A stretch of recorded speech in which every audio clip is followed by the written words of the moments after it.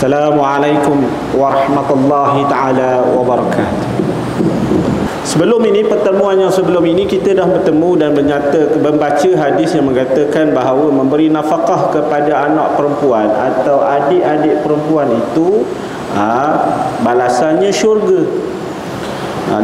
Kita memang nak syurga, sebab syurga kita dah tahu dah macam-macam ada. Sungainya saja ada 3.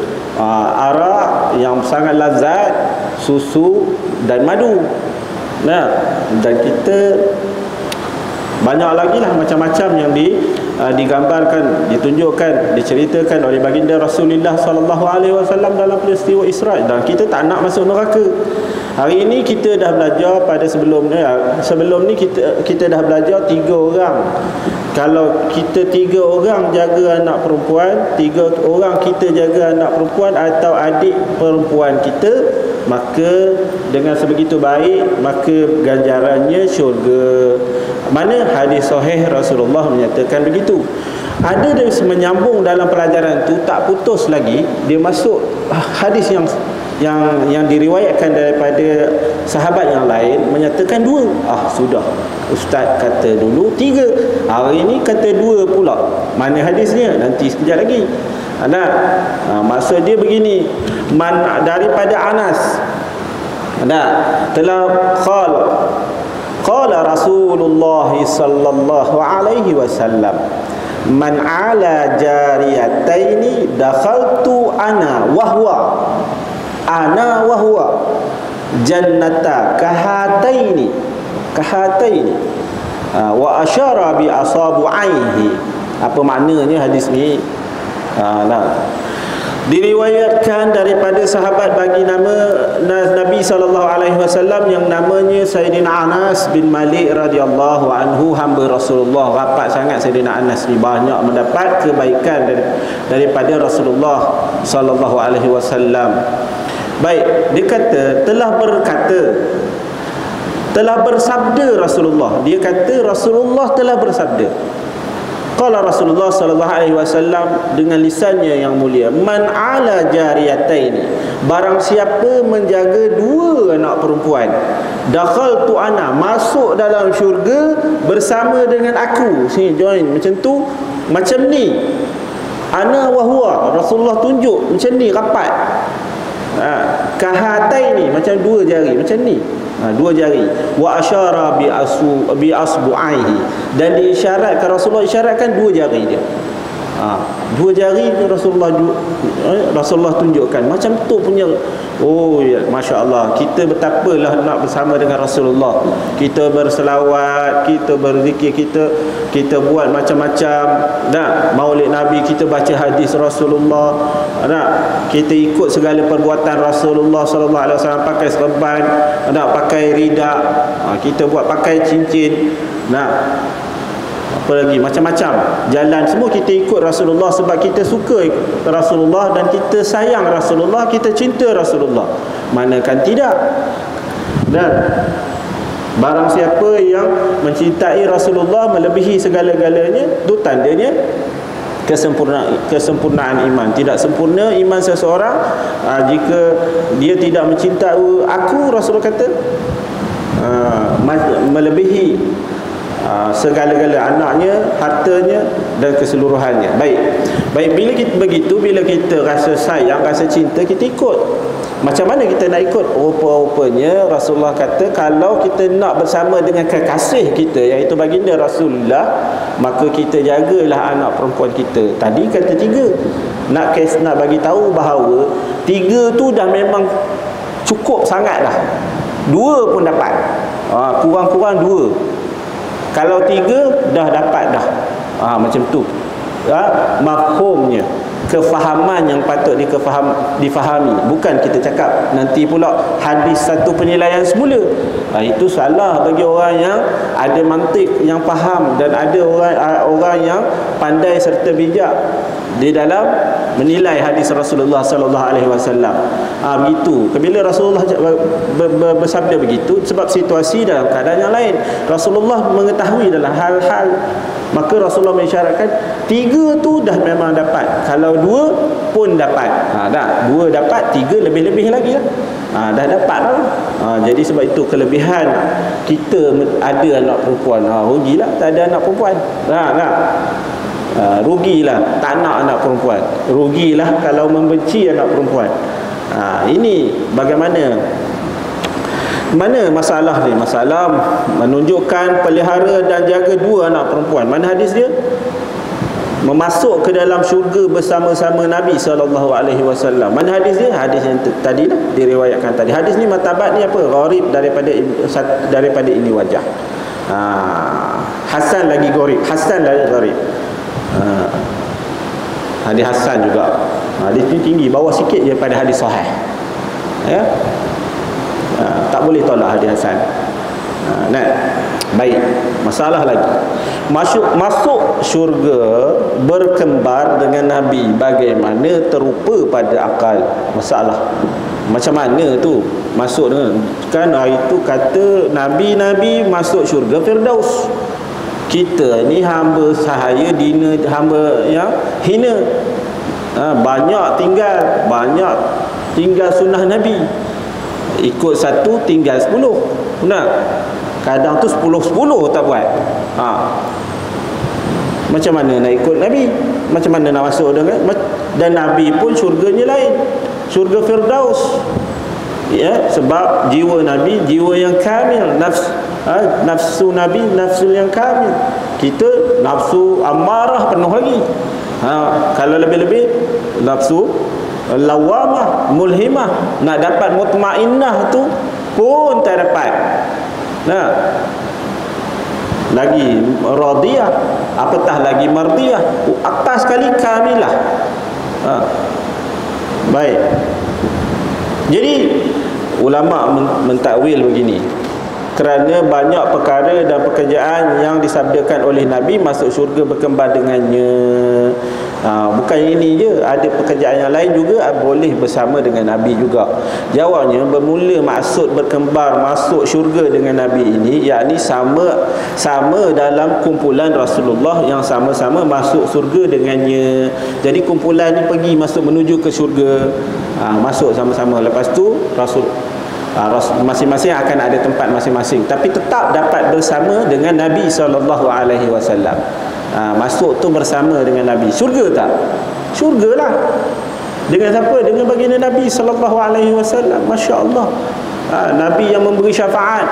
Nanti umat Nabi Muhammad kalau ghurrah muhajjilin. Apa ghurrah, apa muhajjilin?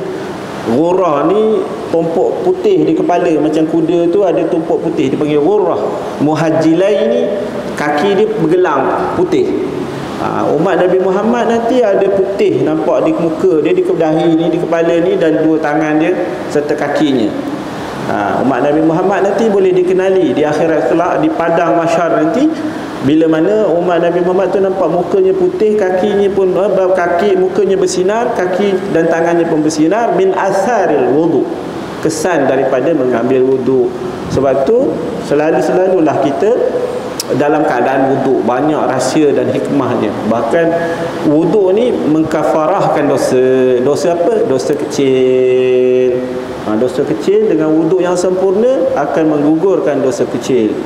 Itu hikmah. Kadang-kadang Allah berangin kan, dah berumur-umur berangin perut, asyik nak ambil wuduk je. Sebenarnya Allah nak hapuskan dosa. Sebab ambil wuduk lagi, ambil lagi. Ada kita yang tak faham, bila mengaji baru tahu. Jadi syukurlah.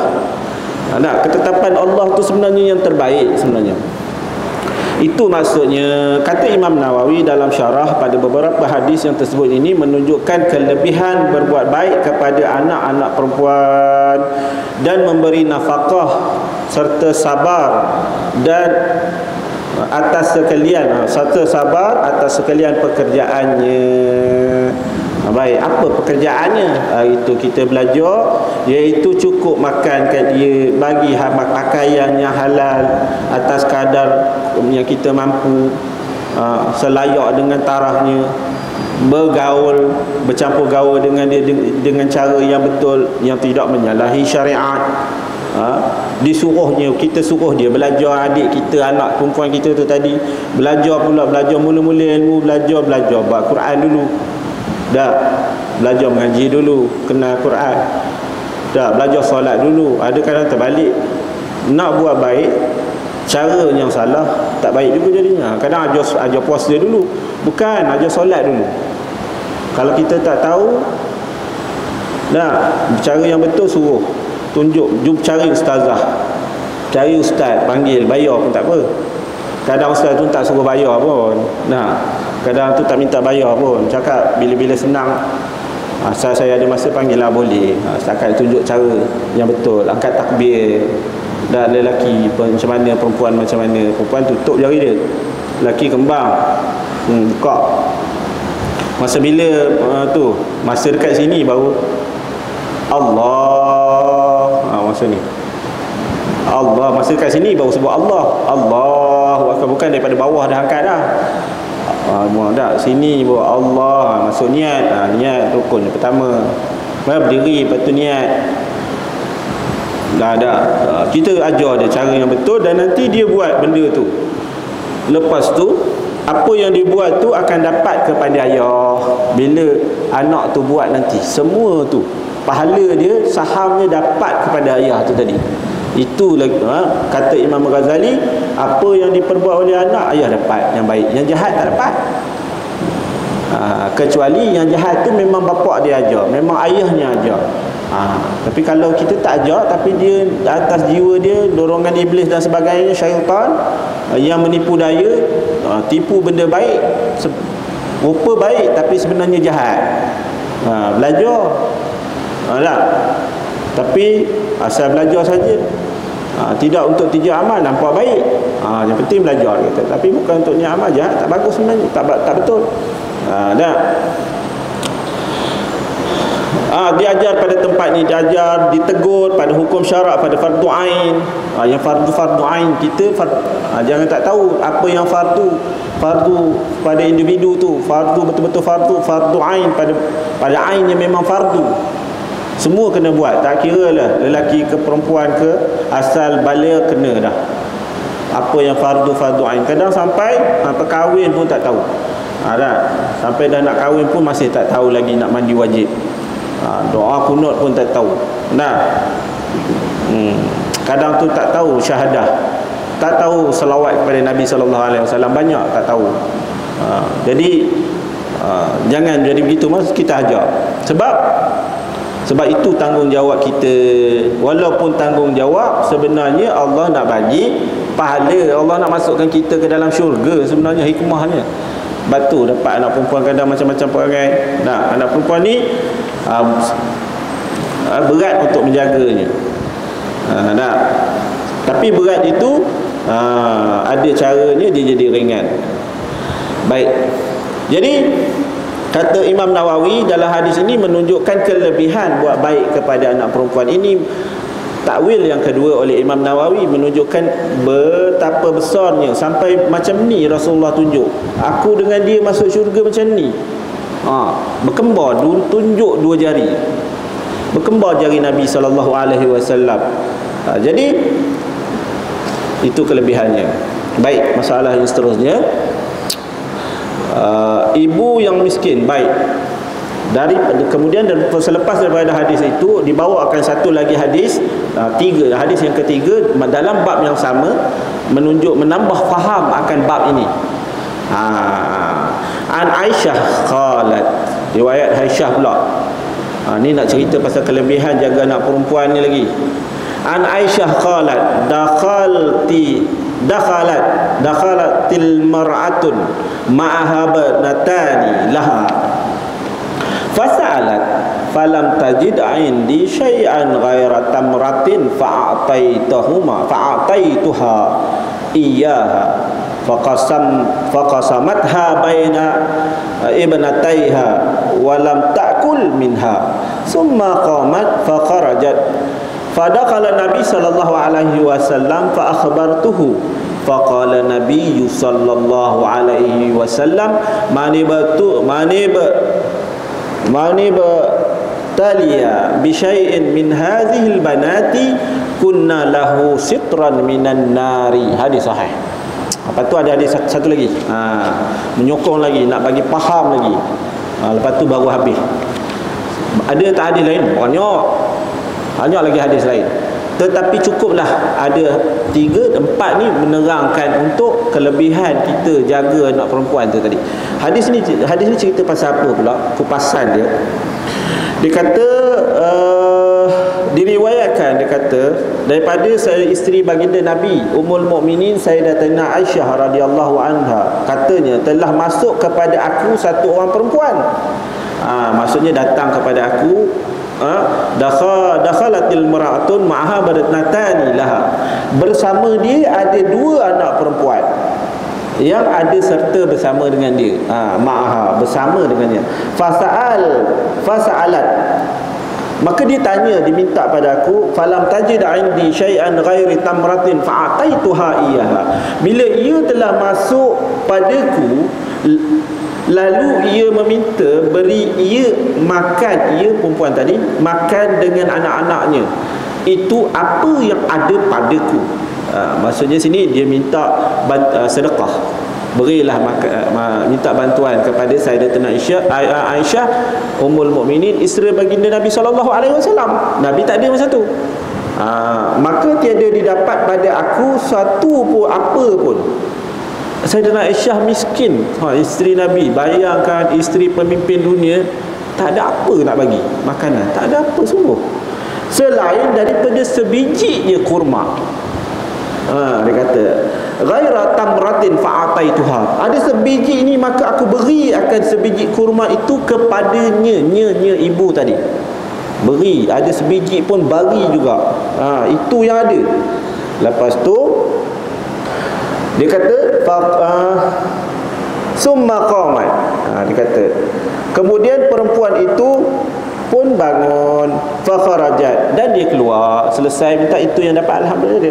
Dia kata apa tu, fa qasamatha bayna banataihuma wa lam ta'kul minha. Okey, sebelum tu maka dia telah membahagi 2kan kurma tu, dia belah 2. Siapa dia? Ibu tadi, perempuan tadi dengan 2 anak perempuan tadi, dengan belah 2. Kemudian dia bagi satu anak dia kanan, satu anak kiri, 2 anak perempuan dia tadi. Dia tak makan apa, sebiji itu dia tak makan apa, dia belah 2, dia bagi pada anak dia. Kemudian qamat fa kharajat, dia bangun. Siapa bangun? Perempuan tadi. Kemudian dia keluar. Fadakhala Nabi sallallahu alaihi wasallam fa akhbartuhu. Bila Rasulullah balik, mungkin Rasulullah masuk, Rasulullah balik. Kemudian nak bagi isteri Nabi Aisyah tadi Ummul Mukminin sampaikan berita tersebut kepada baginda Nabi sallallahu alaihi wasallam. Faqala Nabi sallallahu alaihi wasallam, maka bersabda Nabi sallallahu alaihi wasallam, man ibtuliya bi syai'in min hadhil banati kullahu sitran minan nari. Man ibtuliya, Rasulullah kata barang siapa yang kena bala, maksudnya kena susah nak jaga anak tu tadi, nak beri sediakan, cari rezeki, nak bekerja, nak sedia pakai, nak mengajar, nak menjaga lindung dia dan sebagainya. Itu bi syai'in min hadhil banat, sikit pun daripada masalah anak perempuan kita ni, kullahu sitran minan nar, jadilah ia penghalang daripada bakaran api neraka. Kesusahan itu akan menghalang segala bakaran api neraka. Itu tuan-tuan, berbeza dengan orang kafir sebelum, musyrikin sebelum Islam. Saidina Umar pernah tanam anak perempuannya. Ada sebab pada ketika itu orang rasa malu bila dapat anak perempuan, tapi Islam tak ceritakan hal sebenar. Apa? Inna akramakum indallahi atqakum, sesungguhnya yang mulia di kalangan kamu bukan lelaki, bukan perempuan, tetapi yang paling bertakwa hatinya di kalangan kamu. Allah kata, firman Allah Ta'ala itu. Jadi kita yang susah-susah, ibu yang susah-susah, maka balasannya sitran minan nar. Perbuatan itu akan menjadi sitran, penghalang daripada api yang nak membakar kita. Itu kelebihannya. Baik, daripada masalah ini, kupasan hadisnya, ibu bapa kasihkan anaknya. Dari sepotong hadis ni nampaklah kita betapa kasihnya ibu dan bapa kepada anaknya. Dalam hadis ni ibu, jadi bila ibu bapa sayang sampai waktu tu miskin, tak ada apa, ada sebiji tamar pun sanggup bagi pada anak-anak, ibu tak makan. Tara itu ayah pun sama, sangguplah berhujan berpanas, ada mencari rezeki yang halal, bersusah, berjauhan dan sebagainya. Tak, yang penting anak tu hidup senang, bahagia, sedaya upaya yang mungkin. Itu jasa bapa, itu jasa ibu, jasa ayah. Tak, itu kita dah sembahyang, dah belajar dah sembahyang, dah cerita dah betapa kasihnya ayah kepada anak dia kan. Walaupun anak dia sekam pada mata orang, tapi tetap manikam di mata dia jika anak tu buat baik kepada dia. Dan sangguplah ayah itu berkorban segala jiwa dan raganya untuk anak dia tu tadi. Dah. Baik, kembali kepada pelajaran kita. Jadi hadis ini jadi dalil. Apa dalil? Dalil ni petunjuk kepada kita. Kita siapa? Kita yang mengaji, kita yang belajar, yang dahagakan ilmu ini. Macam tu kasih. Patutlah mak aku, patutlah ibu aku, ya, patutlah ayah aku begitu begini. Memang itu sifat semula jadi, sifat yang Allah Subhanahu Wa Taala bekalkan, semula dijadikan oleh Allah Subhanahu Wa Taala. Baik, apabila didengar, maka Rasulullah pun mengata, maka sabda Nabi, barang siapa kena bala sesuatu pun daripada anak perempuan, kesusahan, memberi makan, pakaian oleh kemiskinan, payah dan sebagainya, maka nescaya akan menjadi dinding baginya daripada bakaran api neraka.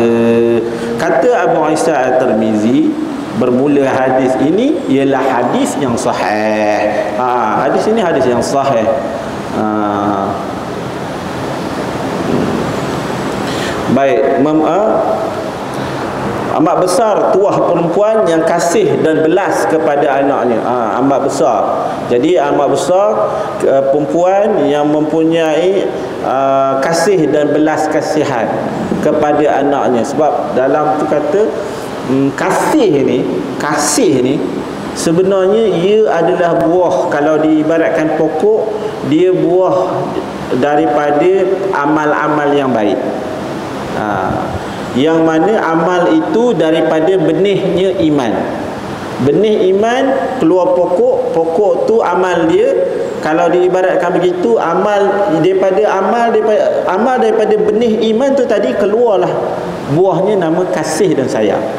Kalau diibaratkan begitulah iman dengan sayang tu tadi. Jadi sayang ni dia tidak boleh keluar, melainkan dia ada di sana benih keimanan. Bila dia beramal daripada benih iman, maka ujung dia akan keluar rasa sayang. Rasa sayang, kasih sayang. Lepas tu kasih sayang ni barang siapa berkasih sayang, kasih dan sayang penduduk bumi, dapat kasih dan sayang rahmat daripada Allah dan Rasulnya serta malaikat. Besar bab kasih sayang ni. Nanti dulu dah banyak sekali cerita.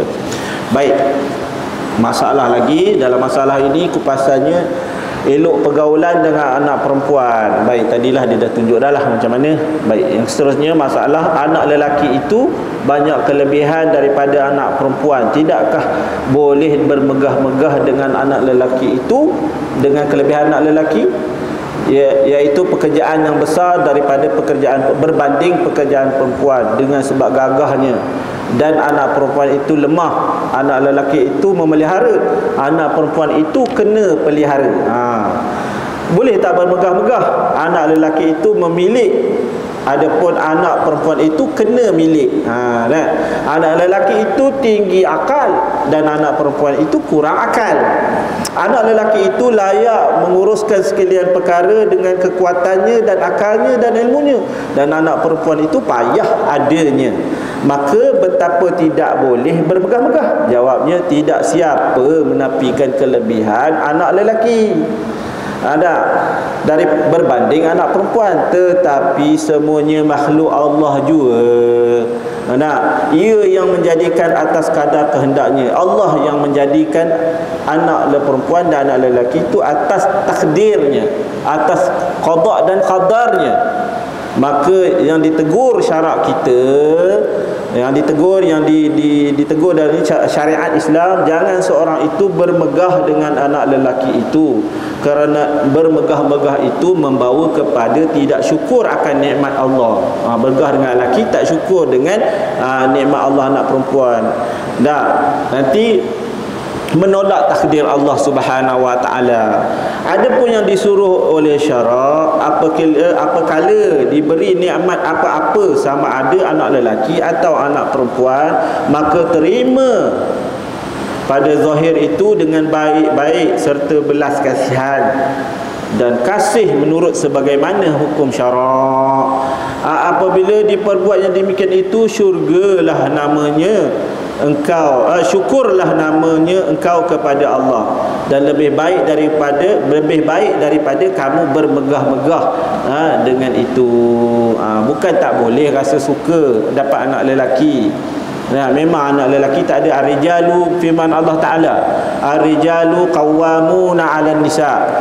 Lelaki itu pemimpin bagi perempuan. Memanglah bila dah berdua mesti ada depan, mesti belakang. Siapa dah duduk depan, siapa duduk belakang? Jadi lelaki lah Allah tetapkan jadi pemimpin. Perempuan kena pimpin. Lelaki memilih, perempuan yang kena milik.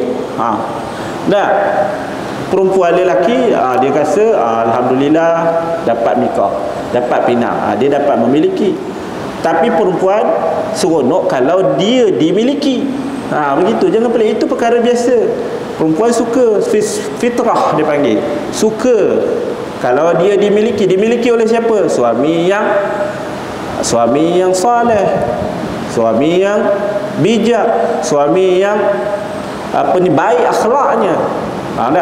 Suami yang buat dalam perkara-perkara yang baik, buat baik terhadap orang Islam.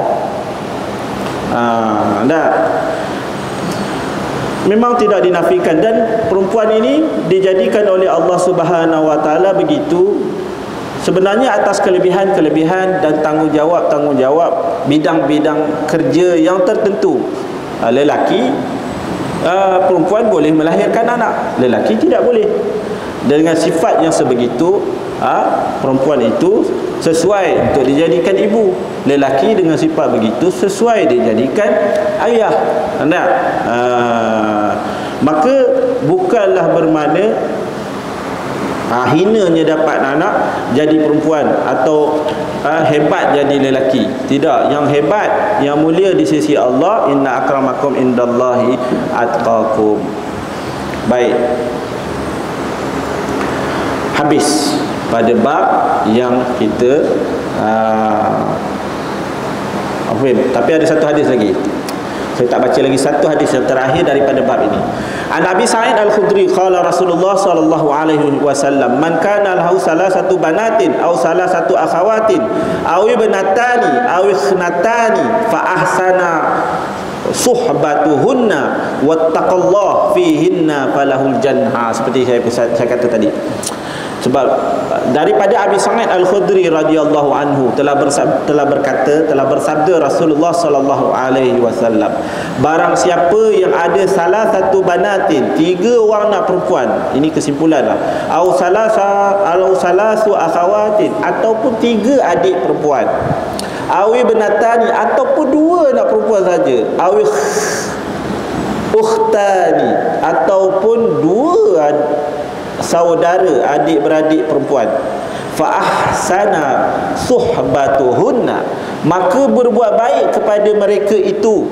Mereka itu siapa? Anak kita yang 3 orang tu tadi, atau adik kita yang 3 orang tu, atau anak kita yang 2 orang tu lah, atau anak kita yang adik kita yang berdua tu lah, perempuan tu. Kita buat baik. Wattaqallah, dan bertakwa kepada Allah. Apa itu takwa? Takwa ini takut kepada Allah. Kata Imam Ghazali, takwa ini ialah melakukan apa yang Allah suruh, meninggalkan yang Allah larang. Itu takwa. Bila ditanya kepada Rasulullah, Rasulullah kata takwa hahuna. Rasulullah tunjuk pada dadanya. Takwa tu di sini. Takwa ni perangai hati. Takwa ni perbuatan hati. Perangai, perbuatan, kelakuan hati. Seperti mana angkat tangan ni kelakuan anggota zahir, iaitu tangan saya. Berkelip mata saya ni, pandang tuan-tuan, itu perbuatan mata saya. Tetapi takwa ni perbuatan hati. Kena belajar dengan bertakwa itu tadi, ataupun dipanggil takut kepada Allah. Buat tu kerana Allah, melakukan tu kerana takutkan Allah, meninggalkan tu pun kerana takutkan Allah Subhanahu wa taala, takut kepada kemurkaan Allah. Fihinna, maka falahul jannah, maka padanya, maka baginya syurga, dapat masuk syurga. Baik, habis. Jadi itu kesimpulan. Nak 3 ataupun 2. Kalau dah, maksudnya apa maksudnya? Kalau 2 pun dapat, 3 memang tentu dapat. Begitu. Dengan syarat jaga sungguh-sungguh. Wallahu taala a'lam. Habislah sampai di sini. Wabillahi taufik wal hidayah. Wassalamualaikum warahmatullahi taala wabarakatuh.